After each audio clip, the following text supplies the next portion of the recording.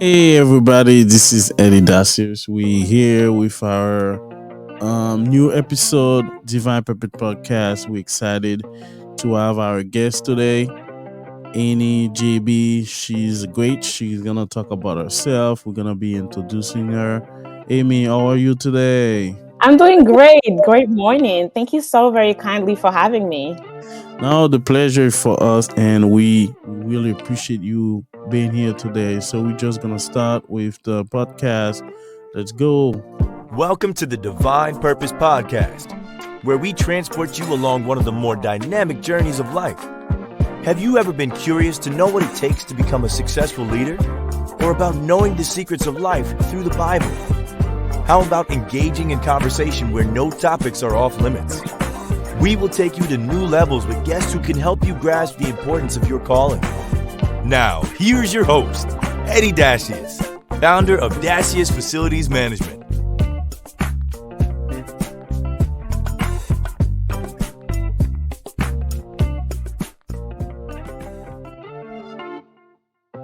Hey, we back, Eddy Dacius, Divine Purpose Podcast. We excited to be here. So we have Amy with us today. She will talk about herself, her background, and we're gonna have a great conversation. Amy, how are you today? I'm doing great. Very great. Thank you. Good morning to you. It is an honor and thank you very kindly for having me on the podcast this morning. All right. So we have a signature question, which is we like to know what can you tell us about you today? Sure. Who am I? My name is Annie JB. I am originally from Haiti, born and raised, and I moved about 12 years ago to the United States after the devastating earthquake that I survived. Wow. I have wonderful parents and one sibling. I've also had the privilege to have an extended family where I was raised on my four younger cousins when after I moved here. I am a graduate from Brandeis University, both undergrad and my master's degree. I love to have fun. My soul loves Jesus. I enjoy baking, as I like to call myself a strawberry stylist. Hmm, And that's my um, favorite flavor too. awesome. And I'm a passionate lover of education. More importantly, a girls' education advocate. I just got something. You said you came here 12 years ago, so I'm a survivor of that earthquake too. So I was in Haiti when that earthquake happened. Can, Mhm. can you talk about it a little bit? Your experience there? Sure, absolutely. Despite it being, 12 years ago or so, it's very vivid in my mind. Let's see, I was in school a little bit before it happened, and then it happened when I was at home with my family being there. Yeah. And as you could have imagined, it was just like a devastating, just Yes. terrific Yes. experience to live in. It was my first time ever experiencing an earthquake, and I couldn't run, I couldn't walk. I was inside my home. My brother and father made it outside the home, but luckily nothing happened to our house. But Yeah. around our surroundings, my school, my brother's school, and a few my parents' business, they all got demolished over there. But luckily nothing happened to us, and I'm very grateful comparing to a few people that did not get this opportunity. Wow. So can you share your favorite childhood memory? Absolutely. It's torn between two. Mine Okay. is May 18th. I love May 18th with my family. We had beach day, like we spent the entire day out. And as a Haitian household, this is probably some of our favorite things to be able to be outside Yeah, because you're most right. often we are. I was raised to be in activities or at home and just like in a very strict household. But May 18th was just like my favorite all in day, and also Christmas at home. I love Christmas on the island. I love everything, a tradition about Christmas. So those are my two best favorite memories as a child. So did you since you relocate to the US, have you ever have a chance to go back to Haiti? Unfortunately, not. For various reasons, not that I do not want to. My most desire is definitely to go back Sunday quite recently. I'm hoping, but no, unfortunately no. I only went back once actually for my grandfather's funeral, but it was Okay. in and out back in 2013, I believe. But ever since, I haven't gotten a proper going back home, to relive some of my childhood memory of being at home. So Wow. Wow. yeah. So, what was your transition to the U.S.? And I know most Haitian, especially me, and I think we share the same experience from the earthquake. Where when I first got here, I had some like PTSD of the when I was on the train. The Yeah. same vibration kind of remind me of the earthquake. Can you Mhm. talk to us about your experience when you first got here? What was the show culture shock for you? Yes, of course. It was very sudden. My move was absolutely sudden, because the earthquake happened, around January time, and my parents was just trying to figure out everything out. What are we gonna do with the kids? What are we gonna Yeah. do with our business, with the house? Like just everything, because as everybody was in the same situation. So about a couple weeks later, I want to say 3 weeks or so later, in February time, we moved. So my Okay. brother and I left with my dad to go live with family, because on that Okay. time, family was calling, hey, what do we do? What are we gonna Yeah. do? We want to help out. What can we do? So two of my cousins literally said, hey, you guys are getting on the plane. The kids are going to come here. And said to my parents, if you guys don't want to come, that's fine, but the kids need to go. So that's exactly what we did. Moved here with my brother and my dad. It was cold. It was the second time ever experiencing the cold. So I was like, I had Wow. a sweater on. I was like, oh, like I was shivering the entire time waiting at the airport for my cousins to pick me up. And we got into our family's house. Unfortunately, the idea was for me to to stay with my brother, for us to stick together. Yeah. But unfortunately, but really has a good ending at the end. My brother Yeah. ended up staying with one relative, and I ended up with staying with another, which is my Okay. uncle. And I lived in Waltham, and he lived in Randolph. And Wow. everything was just different. Everything was different. Everything was new. Yeah. In terms of like family, new school, Yes. new foods that I need to get used to. Yeah. Yeah, I and know. almost an entirely new way of going to church. The weather, the environment, Yes. everything was very much new to me. Yeah. And I, just like much people, did not have any chance to adapt. It was just like a go, go, go mode. And I think I'm Mm. still very much into that sense on always being on the go, because, how I've had already, survived this kind of lifestyle. So yeah, it was just very sudden, very new to me. And I just have to hit the ground running, to be honest, like coming here. Wow. And thank you for sharing because you gave Absolutely. us so much detail on it. So my next question is, I know the transition people don't really break break it down where everything is come down and you Hmm. need to figure out everything because Yes. the world not gonna stop for you. You No. need to just get in and then do your thing. So what was your first time going to school? Oh gosh, yes. I remember my uncle drove me to school that day, because he also worked at the school that I was supposed to go to. I entered the middle school when I moved here, Yeah. and he walked into the front door with me, which I was very grateful, held my hand and went to the front door, and people were just like very welcoming. Yeah. My teachers actually from that school I'm still very much in contact with. I've gone back to school as a guest speaker, as a Wow. community service person. So I have a great relationship with the community of Waltham, and whom I'm very much grateful for. But the Okay. first time I went to school, I was greeted by my teacher, Miss Consolati is her name, and she is Okay. retiring this year. Oh So man. Shout yeah. out to Yes. your teacher. Exactly. So yeah, I met her. I met with her. She took me to class, and I just sat down. And I remember I had a very quiet day, which is very unlikely for me, because I'm a Hmm. very chatty person and very energetic person. But I just had a really quiet day, and observing, and other students were just like looking at me, almost looking at me funny at the same time, but really just were curious, because we're sixth graders. Yeah. I came into a new school in the middle of the year, so people are gonna have questions and Yep. curious. But I think it really took me about 2 weeks without understanding anyone. And the only words I knew then, my parents always, forced us to say, you guys have to learn English, speak English, Yeah. Spanish. But I'm like, I'm home. What am I gonna need it? My friends don't need it. Like, who cares? Yeah, And definitely. then boom, this happened. And the only words I knew was back, hi, and hello, which are like basic words, like barely any basic words. Yeah, and so it took me about 2 weeks to really start to understand certain terms, certain words, certain Yeah. reactions. But I'm forever grateful to Miss Gonzalez Lady. Such a great teacher, and helped me greatly to get into adaptation with the school environment, because the school system is even different. So this is a whole new thing I had to learn, Yes. how to navigate the whole school system, how to navigate the curriculum being in the school environment. But I'm very much grateful that my experience was not a terrific one. Wow. So I like it so far because the way you explaining it, it's making a lot of sense, and you go into detail on what exactly people coming here in the United States like get accustomed to the system and strive to it.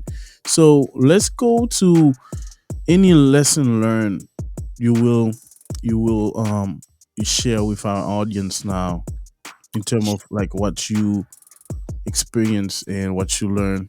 Mhm. Throughout my experience and my storyline, I believe it's all about being confident.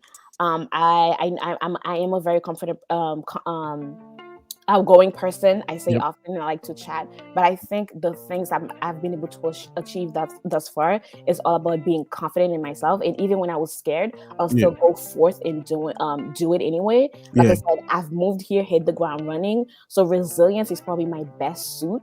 And Mm. also, more importantly, being respectful, respect, and making connection with the right people and with the right crowd. Yeah. Wow, well said. Because I will go with confidence because let's switch to you starting your own business. Yes. Oh, I know that confidence need to be high level because Yes. it's a lot of odds you got going against you, Mhm. and you need to beat those odds. So how was it for you, the journey of starting your own business? Of course. Well, in the midst of doing that, there was a lot going on as well, and I was still in school. I actually was just finishing my undergrad and entering graduate school. Yep.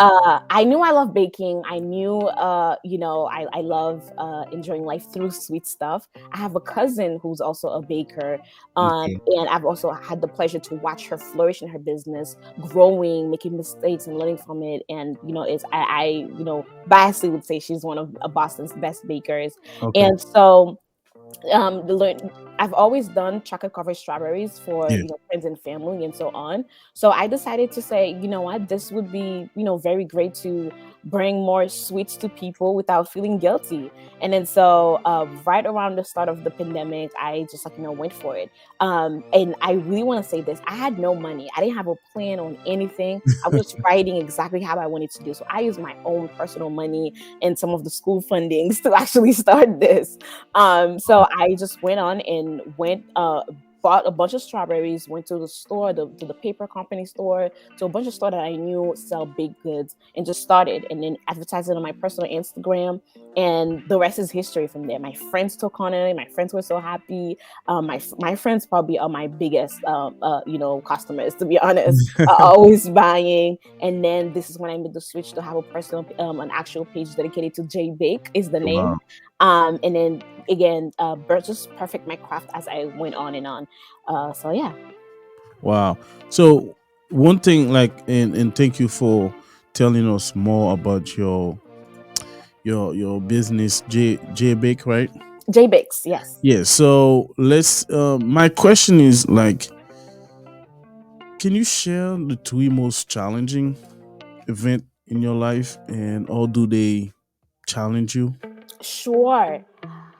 I'm gonna say it's when I left my parents, right? When I Mm. left my parents after the earthquake. So the earthquake is one, and having the knowledge that I would not be living with my parents, or having that, most intimate family growing with my parents, because my dad came and then barely 3 days later he left, so we stayed with family and friends that, at least for me, when I went to Waltham, I did not have I didn't really know that side of my family members like that, so I really have to grow a relationship with them specifically. So it's the earthquake, not living with my parents, not having this paternal relationship growing up. Granted, with the distance, it got better. We got Yep. stronger. So I'm very grateful for that. And lastly, I would say my immigration status in the States. Yeah, so that's Okay. been a great, great challenge for me. A great challenge to, be on the lookout or just being aware all the time, because I Yeah. am an immigrant. More importantly, there's a Yeah. difference to say I'm an immigrant, but I'm a first generation immigrant living here, but also I have a specific status given that I'm living in the States itself. Yeah. Makes sense. And I think we can relate to that. A lot of Haitian can relate to what you're saying. Mhm. So let's say you finish high school and then your choice for college. Yes. Or was it? It was awesome. Honestly, after, like I said, I've been one of a few to be so grateful to create relationship, to use my personality, to use myself to get myself into places with the help of God, of course, into where I could have ever imagined being in. Yeah. When I got to high school, I did it all. You name it, I did it.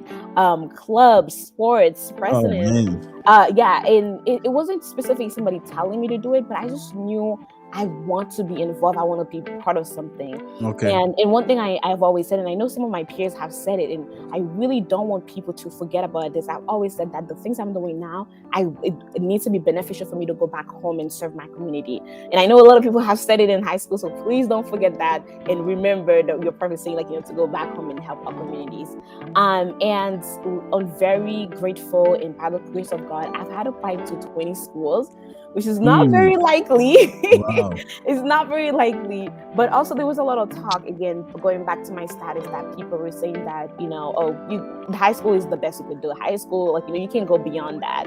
I've gotten accepted to about 17 or 16 of those 20 schools. Wow. And some of whom were just some of the denial was about status as well, Okay. believe it or not. And even some of the ones who did accept me, but there were some challenge about my status. Okay. But I am beyond grateful the fact that I was able to apply to so many schools, and in the end I chose to go to Brandeis University, and again made more history from there. Wow. Great, great, great.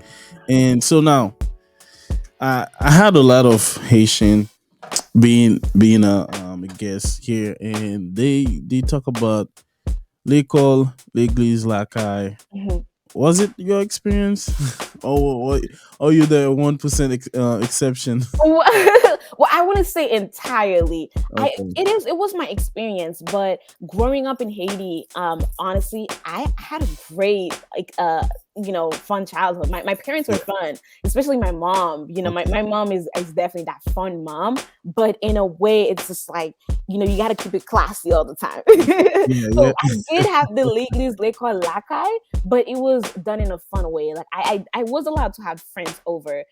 My house with the meetup was the meetup house. In my schools, I was very social in school, so Yep. that was great. That was my parents definitely instilled education, the importance of education in my life, and I definitely grew to love education. Hence, what I do now. But it was in a fun way. I was very active in church, still am.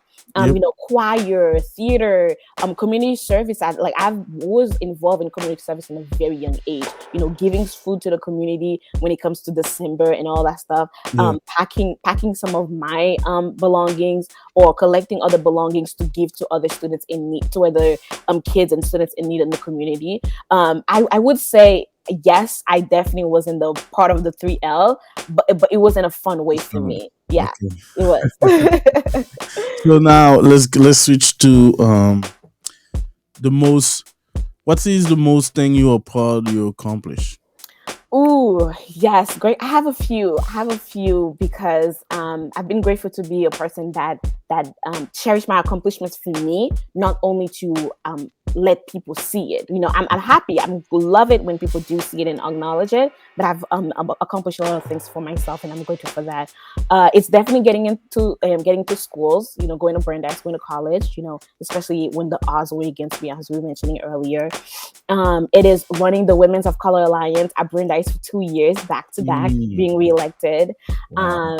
Being a commencement speaker finalist at Brandeis University. I love the person who definitely won the runner up. We're great friends. In fact, we're in the same profession. But it's definitely one of my greatest thing to be up there, to be a Haitian immigrant. The odds being not going to college at all, but ended up doing amazing things in college, and even further going to be a commencement speaker. So I really love having that opportunity and people reading my story online. And then lastly, which is a great project that I'm working now, is my children's book that I'm writing, and Wow.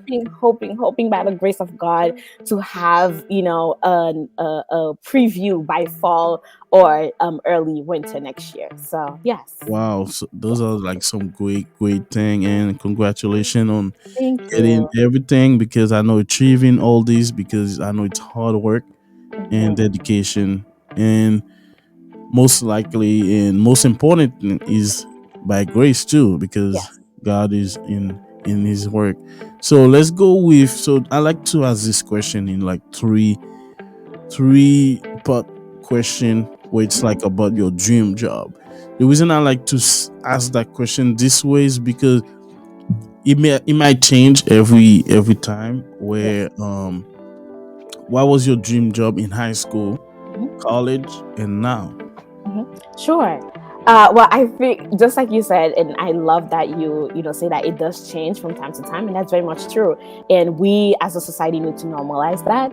I want to go a little bit back when I was a child. Okay. I remember with my mom, I had an aunt from my mom's side of the family who studied international relations. So I always like, oh my gosh, I want to be a diplomat. I just love the way she dressed, the way she spoke, and everything. Just so elegant and everything. So I really wanted to do that. And I also wanted to be a pediatrician. I Wow. love babies when I was younger. I love it. And I still do, because again, it kind of works with what I do now. In Okay. high school, I went back to say, yeah, I need to be a diplomat. I want to be a diplomat. I want to be the ambassador for the education department, a liaison for Haiti and the States. I really developed a deeper passion for politics as well. So that's where I Okay. really saw my world. In college, I've got the opportunity to learn about the system of education, which again, hence, related a little bit with my passion Yep. for the ambassador, being an educator, in education.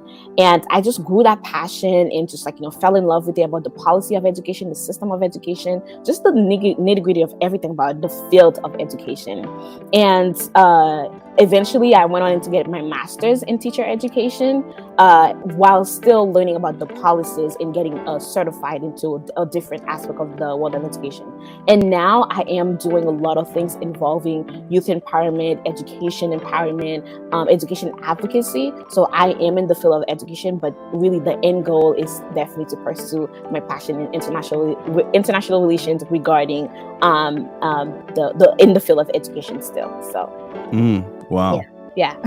So in the end, I'm happy it connected to a certain extent. No, definitely. And now, so best compliment you ever got?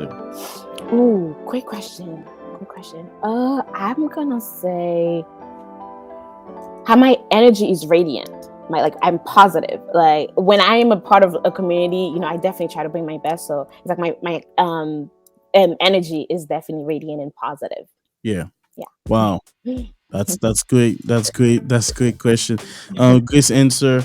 So now, because one thing I like to ask, because people, it's that life is going very fast, and people are like not keeping track on every detail. So now you decided to go to Brandeis, right, your university, and you starting your adult journey. You're making decisions on your own, and you're gonna have to live with those consequences and benefits of those decisions. What was the process? What was your mindset going into college? A lot of prayer, prayer from my church. And one thing I always say, I have a warrior praying mother who's always on her knees. So I know from then on, I cannot lose, you know? Mm. So coming to make decisions, coming to think about what I have to do, where I need to go. It's not just a decision that I take for myself. It's really, I consult with God. I consult with mentors and really close trusted friends.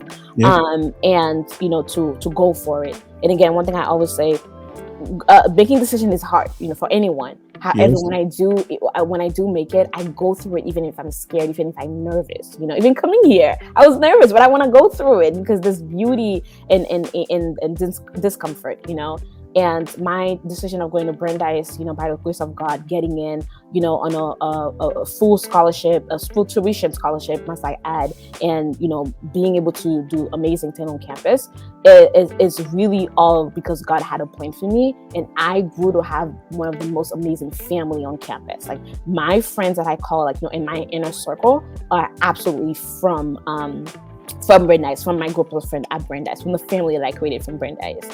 So a lot of my decisions, I'm a visual person, so I write them down. I do the pros and cons, and I am that kind of person who kind of plans out life in a way. It's really come on by how I know what God has for me. And granted, I have a desire, but I always ask for His will to be done, and that's how I became to Brandeis and really go on and on with everything that every step of the way. Wow. And I think you had a great experience there. Yes. Definitely. So we will take a break. So this episode is brought to you by Dacius Facility Management. Dacius Facility Management, they will manage your property. If you value your services, locksmithing, building maintenance, janitorial services, call them now, 617-237-0106, or go online at daciusfm.com, daciusfm.com. What comes before making a smart decision? Choices. A smart choice is the best option, which is who we are. That's why our clients expect more from us and, in return, get more in everything we do. We understand the problem. That's why we thrive for excellence. We don't just create a winning culture. We aspire to be a smart choice, a voice for solutions. We believe in integrity, professionalism, and teamwork. Our passion is to bring results from our clients by working harder, smarter, and faster. As a team, we always deliver because we recognize your needs. Choosing smart influences us to be the best version of ourselves. That makes us different than other companies. It makes us confident in achieving our goals. It makes us who we are. And it makes us DFM, the smart choice. Hey, we're back with Eddy Dacius with Divine Purpose Podcast. Divine Purpose Podcast, we have a great guest. We have Annie JB. She's great. She's just talk about her career, her upbringing, and her transition. And we have more with her. So, Amy, Yes. thank you to be here. Like I said, we're very, very happy to have you. So we will go with that question. We like to understand it because we know the importance of it, where everybody need a mentor. Yes. So who has been your most important professional mentor? Of course. There are two. One, since I was in the seventh grade, in middle school. So I entered this mentorship program through Brandeis.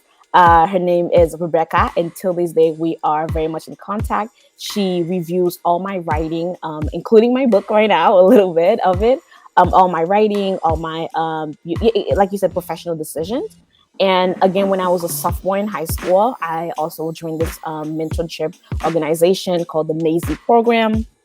And I've also gotten a mentor, Dana Albert. And Yep. and ever since, you know, we've been going through life all together. So definitely ask her for some feedback into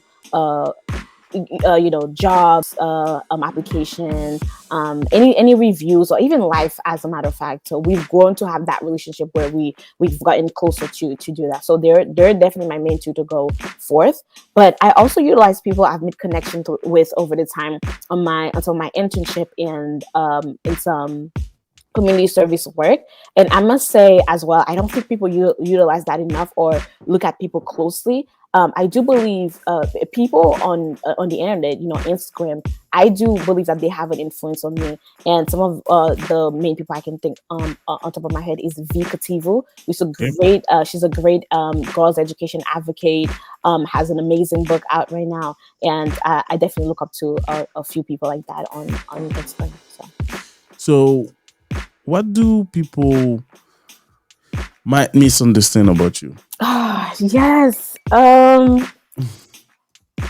Let's see. Oh, I'm just gonna think for a little bit.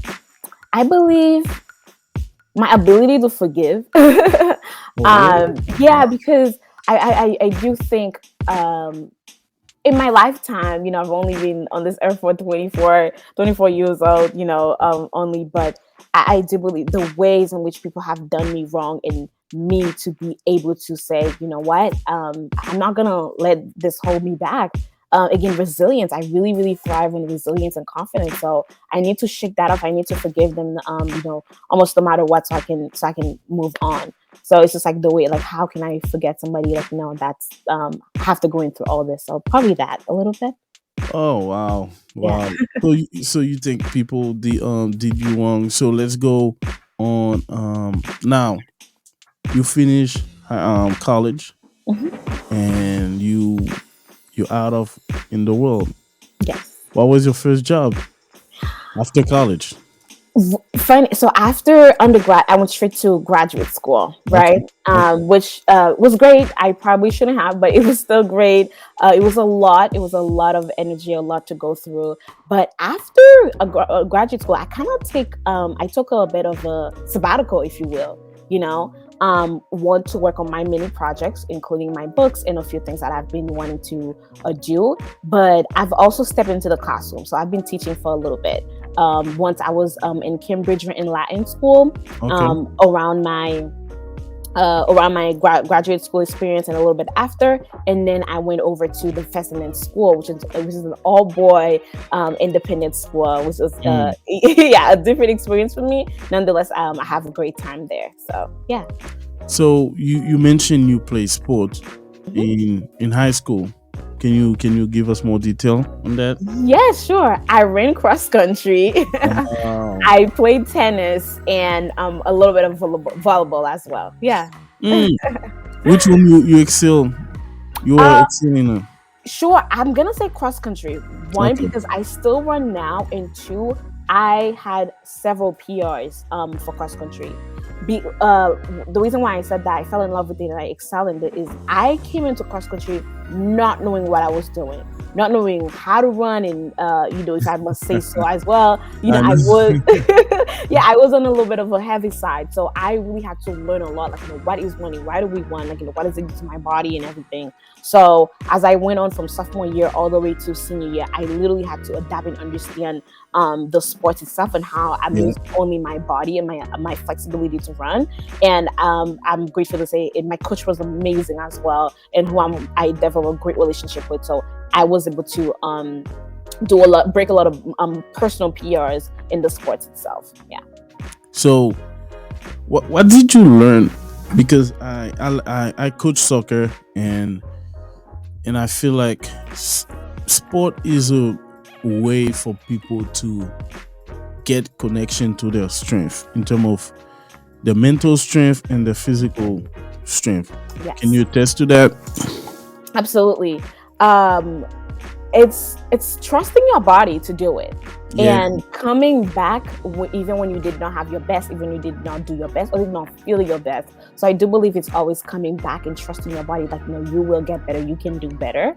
And what I learned about the process is also lean on your team. You have a team for a reason. You all have a common goal. So it's the ability to work in a team, to work in an organization, to achieve the same common goal, but as individual to do our part.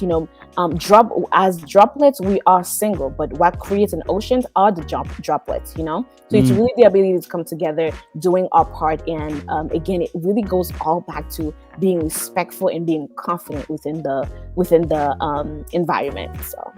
So we know about the earthquake, and people, we're still in the pandemic, Hmm. but the earthquake was an event for you, and we share the same. About the pandemic, or did you adjust to it? And I know it's still going on. Yes. What was it for you? What was it like for you? Yes, truthfully, in the beginning, it was extremely sad. I remember when the outbreak happened a couple weeks later, and I Snapchatted, oh my gosh, just a decade ago, I survived an earthquake, and now this, like, what is life? Like, it really hit me. Yeah. It hit me quite strongly because, these two things happened, like, like exactly at a decade mark, right? Um, but I think I went back to some of my previous experiences. What can I do for my community? What can I do? How can I do my part to make the community better, to really advance, to help other people in needs? And that was going back to serve the community in Waltham, serve my peers and friends and family, and again doing my part to eventually get out of this. And as we can see, like, this is an ongoing issue, and the government is doing what they can, but really as people, as in the society, we kind of have to do our part. So I ease into the whole idea of the pandemic eventually. So, and you can see the trend where the job satisfaction changed completely. People are looking for more in terms of just going to the office. Or was it for you? What did you had to change, or was your mostly transition in the pandemic, because this affect everybody in a certain way? So what was the change for you? Yes, great question. Which is going back to what we spoke about earlier, which is exactly why I wanted to have a sabbatical, after graduate school. So being in my break, it's going back to the things I really wanted to do. Some of the projects I've had for years, both in college and in high school, and didn't really put much attention and energy into it, and also doing fulfillment work, but for my own fulfillment. And which is when I joined the Chica Project organization, and where I'm a facilitator and a mentor, and I absolutely love every minute of it. Being able to work with young identified young girls, and being in the environment to have conversation, taboo conversation, essential topics with them, about once a week, and checking it with them, and having a village community on Saturdays to hear some of these young identified young women and girls coming into a community and host great conversation. Yeah. Okay. Wow. No, definitely. So, like you mentioned, Chica Project, we had the privilege to have Claudia Jean on a podcast. I don't know if you know her. Oh my gosh, Claudia has my heart. Absolutely. Yeah, she did a great job, and she was on our. We have a fast 5 panelists where we were talking about the MLK with in the Haitian perspective. If you had some time, check it out on our YouTube, on LinkedIn, on Facebook. She did a great job. So let's switch to now. You own JBix, and what's the future for JBix? Honestly, I would love to see JB grow, international, perhaps, but really, I definitely like to be realistic at the same time. I would love to see JB grow national-wise, in the States, because this is the words of my customers. They love it. They love my work. They love my creativity. They love what I bring in my community to the people, to serve, their birthdays, loved ones and everything. And I, for one, definitely am passionate about it and do it. But the way I see JBIC is more as a hobby that I enjoy, not just specific work. So I really enjoy it like that. Yeah. Wow. Well said. So we wish success to JBix, and hopefully we can get some. Let me know, or can people get in touch with you and get to taste your craft, your creativity, and your unique way to improve with like you said, you like to mention sweet. People don't like to have that, but I like sweet. I like cake. So how can people get in touch with you? But what we say over here at JBig is enjoy this dessert guilt free. So we have an Instagram page. And I'm glad to pass it along to you. Through Instagram is where you see all of catalog work, and then we also have a tree link through there where you can order for your personal event desires, as well as catering from us as well. And we've had the pleasure to work with a few people in a few communities. So it's all on Instagram, and it's all through the background word of a Google worksheet is how you order, and Yeah. then this is how you reach to us. Yes. Wow. Well, thank you for sharing. Of course. So we understand that being especially in this state in Massachusetts, which is very education oriented, is that what's drive you, or was it for you to embrace all this opportunity that was Mm. given to you? Yes. Yeah, I definitely do think, the energy around Massachusetts has something to do with it. Honestly, it's really taking it with open arms, like the way I know I see my future in. So every opportunity that comes my way that God has been able to make me come to interaction with, I just take it, again, hit the ground running with it and do my best, bring my best authentic self. That's one thing first and foremost I try to do is bring I can only be me, so I really bring my best self into it, and then I see just the results unfold. And I couldn't be any more grateful with all the opportunities I've gotten, and really the sky's the limit, and I'm just getting started until taking more and more, until I'm seeing education is equitable for Yeah. girls in the states, but more importantly internationally, and that to see women's right as humans right. So let's quickly talk about syndrome, the imposter syndrome. The reason I like to talk about it because in Haiti, we I never knew about racism. Mhm, I don't know if I experienced it or not. I don't think so. mhm. But here is different, where there's different way people see you or see us. Do you ever experience the imposter syndrome where you don't feel that you can truly be yourself at work? Absolutely.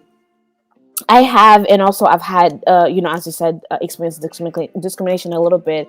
Hence, why I've really wanted to get into, focus in writing my book, because it derives from an experience with actually a younger child. And Mm, it's a whole story behind this. And then, so I wanted to take it upon myself, and I'm sure, one book is tiny, but tiny yet mighty. So, having imposter syndrome has always been, again, because of the way I look. Again, I'm visibly black or so on.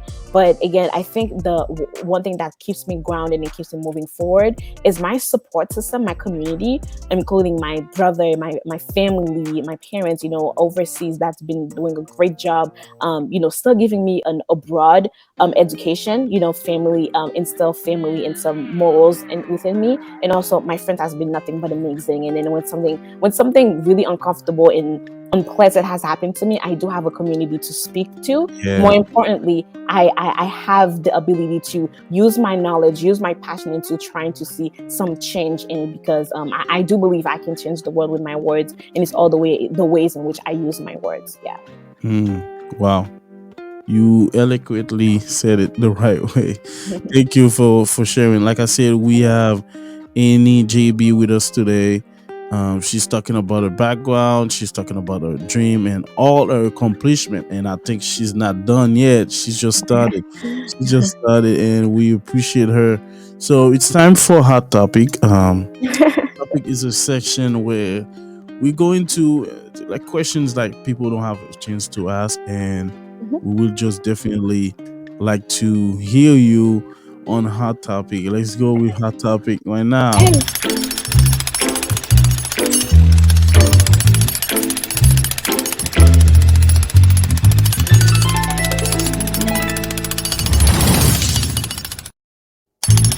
Oh, hot topic with DP podcast with Eddy Dacius. We have our guest Annie JB. She's great. She's amazing. Um, Please subscribe to this channel for more content. So Yes. now we have hot topic with Annie. Annie. So what's wrong with Haiti? In your, Ooh. Oh, it is hot topic indeed. I know. Okay. I don't believe there's anything wrong with our people, right? With our society. I do believe, and I guess this might be coming from a biased answer. What is wrong with our system? What is wrong with the, why the country cannot really collaborate is lack of education. You know, we're not investing in the youth. We're not investing in people to be educated, getting, a great education to invest into our government system, back into the school education, and back into everything. Because I do believe that everything that we do, whether you like dancing, makeup, whatever it is, whatever art you are interested in, you need to be rooted into the art of education first. So I do believe there's a strong deficiency into our education system, and that's really what is lacking the country as a whole. That is dragging everybody as a whole. Yes. So let's say, and I'm glad you said you wanted to be a diplomat, right? So that Yes. should be a great question for you. So let's say you made your way to diplomacy and you become the president of Haiti. All right. So what will you be? So what will be your plan to help the country? Take your Right. take your time. Take your time. Take your time. I Ooh. know the question. Eddie, you are definitely getting into the deep hot topic questions. Okay, great question. Thank you for wishing that upon me. First of all, seeing me as the president, I receive it. Yep. Yeah, I would honestly would say my first point of work is how to establish a better education system for all, whether that be public, whether that be private. I remember again for some of the projects I'm working on, and I'm researching, the school system, which I've always done. Honestly, Yeah. anytime I get the school system in Haiti, is that there's barely anything about private school. It's more independent school that is making their mark. That has a set website. Yeah. And if public school are free as they say, why are not people having a better sense of how they can be better in our society? And this is no shit to anyone or not me, shaming down on the government, but I really do believe that I would love to see much people taking over the different government with an actual with a traditional education. And this is coming from a person who's more liberal in terms of education, but where did they go to school? How did they reach the status of being a governor or a president, a representative and everything? And if they did, what is the work that they actually to instill the same thing into the public system, into the private education? And we know independent school in Haiti are the most thriving, but not everybody has access to it. And I am a product of independent education in Haiti, and it's outrageous money, but it's also a barrier. It's also a class barrier. So I would love to see a better education system in the country to break down some, not all, because I don't think it could ever wipe off, to break down some of the class issues that we experience as a country. So you're an educator. I think this question is mostly best suited you. Okay. Let's say you have Haiti, DR, Jamaica, what else?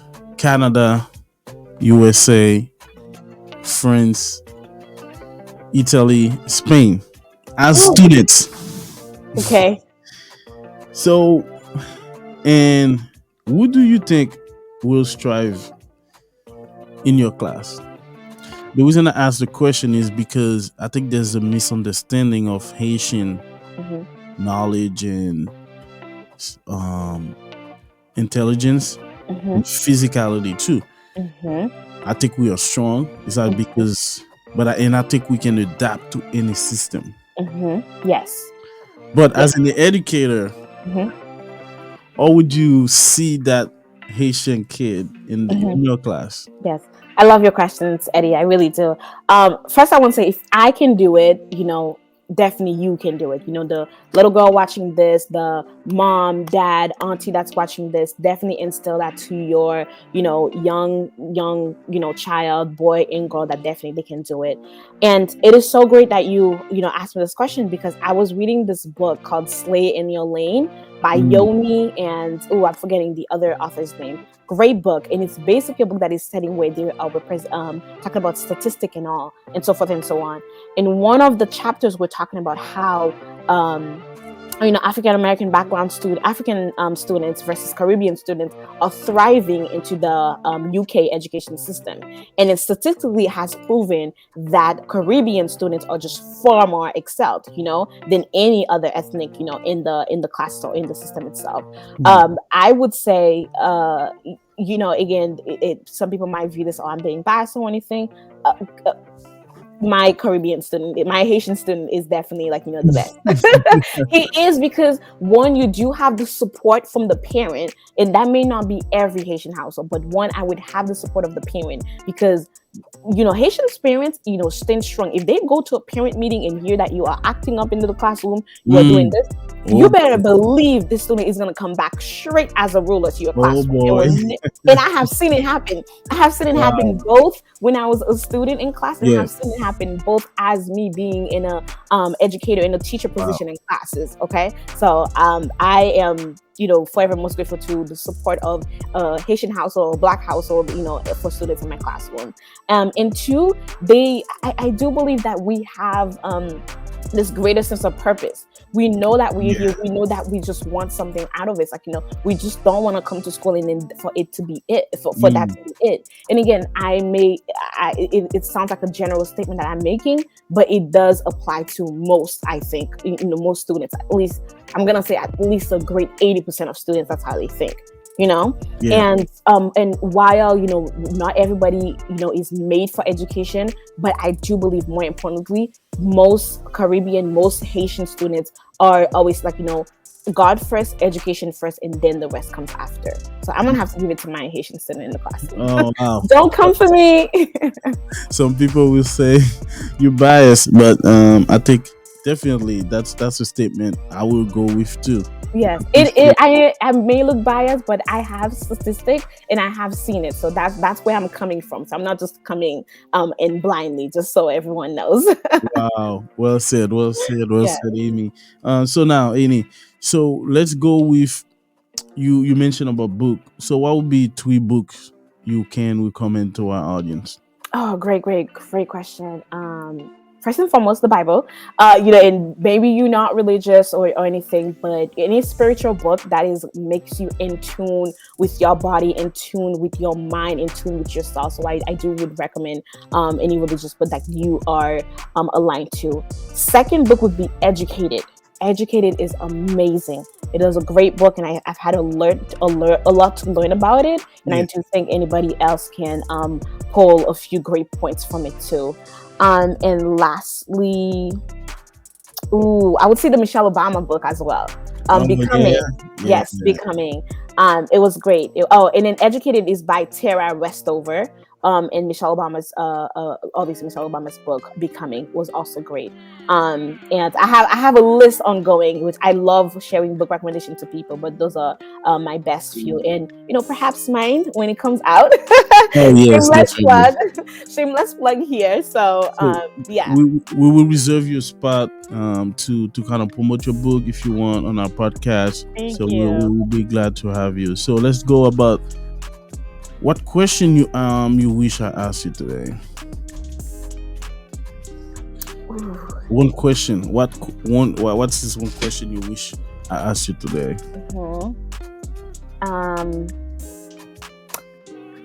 Perhaps the work I envision to do, and what does women equity or women education empowerment looks like for me. So perhaps the work along, a question along the works of how am I actually implementing that work moving forward. What's your plan? Really is to continue into the path that I am with Chica Project and any other opportunity that comes along. Okay. And this is the first I'm saying it here. Working with my book. More importantly, I am looking forward to move to DC eventually, Okay. and really doing more work centering politics. And I really look up to Corinne Jean-Pierre. I love her work. I love her path. How she's gone through the path of politics. So Yeah, yes. she's amazing.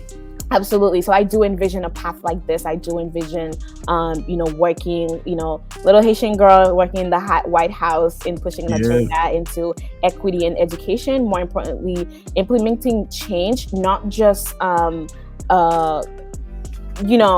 inferior work when it comes to education, Yep. but really actual allyship work when it comes to the education in the Haitian system, and really putting a program that is beneficial to people, where they can Okay. advance, where they can do better for their community. That's what I would say. So let's say you're hosting a big event Mhm. at your presidential ceremony, and what are the top 5 influencers in your life? You have to be in that event with you. Yes. Oh, definitely my parents, my Mm. family, my to-go support system, which is like definitely my mom and dad, sibling, my older brother, my cousins, definitely, and aunt and uncle definitely have to be there. Along the sides with my most inner circle friends. Okay. Let's see. Vika Tivu. I really love that girl. Like she's just really amazing and brilliant. Let's see. Michelle Obama for really paving some of the path Yep. for us. Serena Williams. I am a Mm. very multifaceted person, which I do take ideas from people from different fields, to be honest. Yes. So Okay. yeah, so I do go along with that. So it's just a line of empowered people, empowered women, to be honest. So Mm. yeah. Wow. So we get into the end of this great conversation with Oh my you, God. Annie JB. But one question I have for you is, where do you see you in 5 years? Ooh, that question is quite loaded, right? I can definitely say going forward with my higher vision to do more work into the education system, whether that be in the classroom, but mostly I do envision it to be outside of the classroom, and perhaps in a leadership position into into a school system itself. Also, definitely be in DC and running the White House. Not specifically running, but really having a close Yes, yeah. relationship, and also perhaps moving forward into the position of being an ambassador and so forth. So yeah. Wow, great answer. Great answer. We appreciate you Yes. coming Oh, today to the podcast. Yeah, go ahead. I was gonna say, in addition to that, I forgot one person into my influencer, Monica Palmer, in fact. So yeah, Okay. she's a great All right. person. She's a great person. Monica, made it. Into my list. Yeah, so thank you, Annie JB. We had a great chance to speak with you and pick your brain on your journey and all your accomplishment and your vision. So we wish you success with J Bex. Hopefully we can taste on that great sweets and food and I don't know, cookies or cake.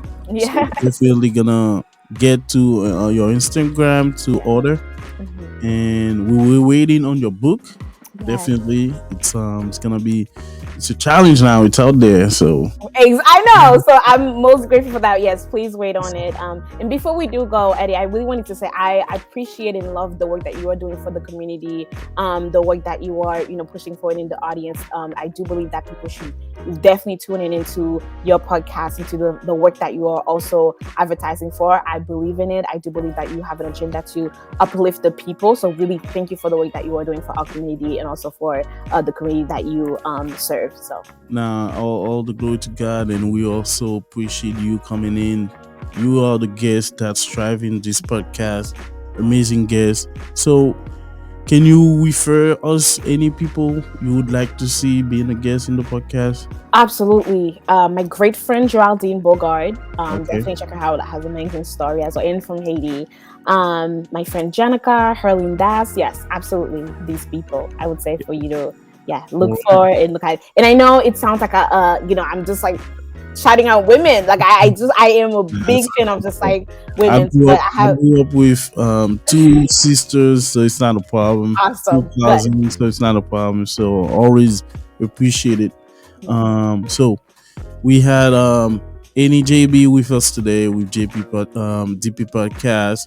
So she's the owner of J Bakes, and she's also inspiring in terms of getting women equity and moving forward with her career. Last word for you, Annie. Thank you so much, and I hope you guys support me. You all support me, and wait upon more of the work that I plan on working forward to. So thank you for having me again. All right, it was a great pleasure to have Annie, and this is DP Podcast Live. Go check us on YouTube, Facebook, LinkedIn, or go on www.dppodcast.com. You can listen to on Apple Podbean, Apple Podcasts, Apple Podbean, and then Google Podcast. And you can have us. We had a great time with you guys. This is Eddy Dacius with DP Podcast Live. Thank you.